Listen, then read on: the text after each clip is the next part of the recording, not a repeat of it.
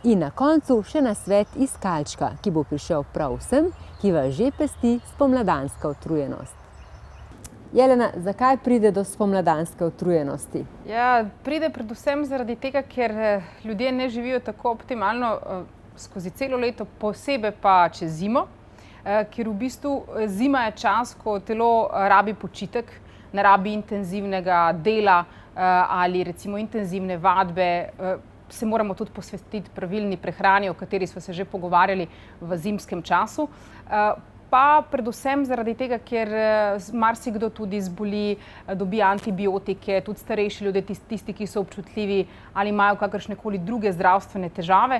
To so vse razlogi, zakaj recimo na tem prehodu, ko se tudi energija dvigne in ko je treba zdaj sprejeti to energijo, organi niso tako pripravljeni na ta novi val energije.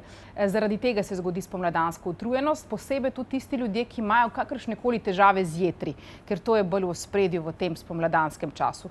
To so nekateri razlogi, zakaj pride do spomladanske utrujenosti. In katera živila in prehranska dopolnila bi priporočila? V bistvu lahko si pomagamo seveda s takimi koristnimi živili, ki jih vidimo tukaj tudi na najini mizici. V bistvu za vsa živila, ki bojo krepila sam organ, ki ga dobro poznamo za ta čas, to so naša jetra. Se pravi, veliko zelene, listnate zelenjave, ampak tukaj je še bolj poudarek na zelenjavi, ki je takega grenkega okusa, izrazito grenkega okusa. Recimo zdaj v tem času regrat se je že začelo, uživanje regrata, potem rukola, motovilec, cikorija, radič, vsa druga zelenjava, ampak naj je čim bolj zelene barve, hkrati pa naj je čim več alg v prehrani. Recimo lahko dodajamo alge kot spirulina, klorela, lahko kelp alga, lahko užitne alge, pol pa recimo kakšno sadje, ki ga tle tudi vidimo, citrusi so izjemno dobri za naša jetra, posebej grenivke. Hkrati pa recimo kakšno jabolka je izjemno dobra, naj so tudi brezglutenska žita, kot so proso, amarant, kvinoja, ajda. Od stročnic pa recimo zelo dober nam bojo pasali recimo kakšen mung fižol, azuki fižol, različne vrste leče. To so vse dobre stvari za naša jetra, ki bojo podprli tudi ta proces in nam bojo zmanjšali recimo tisto utrujenost. Se absolutno treba izogibati alkoholu, kavi ali drastično zmanjšati uživanje kave, ker vse to, kar stimulira, v bistvu negativno deluje na naša jetra. Ne kakava, veliko čokolade, sladkorji na splošno v kakršnikoli obliki niso dobri, pražena hrana, veliko maščob, tudi ne veliko oreškov, to tudi po tradicionalni kitajski medicini ni dobro za delovanje jeter, mleko, mlečni izdelki. To so vse živila, ki se jih treba izogibati, použivati čim več teh, ki sem jih že omenila, posebej pa kakšne začimbe, ki jih že poznamo, se pravi kurkuma, cimet, ingver, kardamom, žafran, to so vse odlične začimbe, ki jih pa lahko dodajamo tudi v hrano.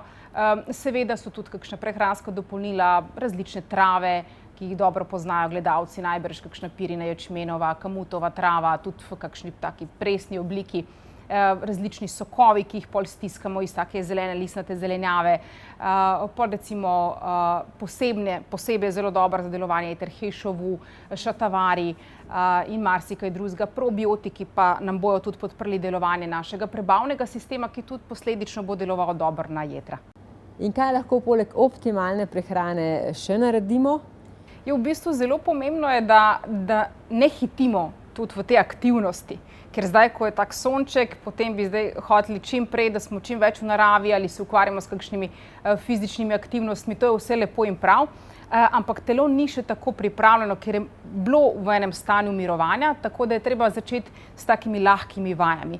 Čim več tudi počivati, da se ne izčrpavamo preveč. Kakšna joga, qigong so izjemno dobre vaje, sprehod, če nam niso tako blizu tiste oblike telovadbe. Pa paziti tudi na spanec, da recimo zaspimo tam ob 11 najkasneje, pa da res trdo spimo tam med 1 pa med 3 uro zjutraj, ko delujejo tudi naša jetra, pa pol, da se zgodaj zjutraj zbujamo.